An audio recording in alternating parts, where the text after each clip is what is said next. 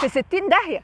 انت فاكر ان هو هيروح بعيد؟ ما انت غلبان. تخيل بقى ان الداهية دي ما طلعتش مكان، طلعت اشخاص، ورقم 60 هو عددهم. الموضوع طلع كبير قوي.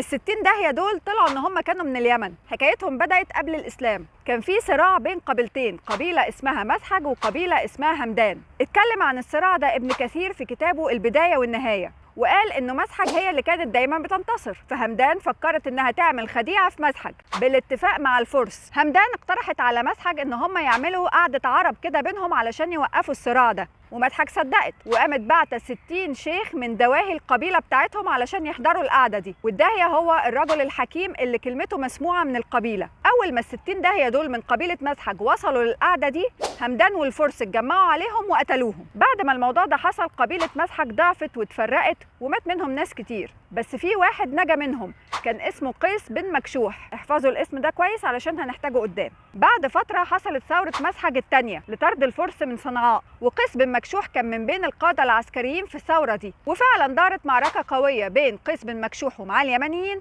وبين الفرس، وانتصر فيها قيس بن مكشوح. ويقال ان قيس بن مكشوح وهو بيقتل اعدائه كان عمال يقول في 60 داهية، في 60 داهية، يعني في مقابل ال60 شيخ من دواهي قبيلتي اللي اتقتلوا غدر على يد الفرس. ده طلع ان احنا كنا فاهمين موضوع في 60 داهية ده غلط خالص.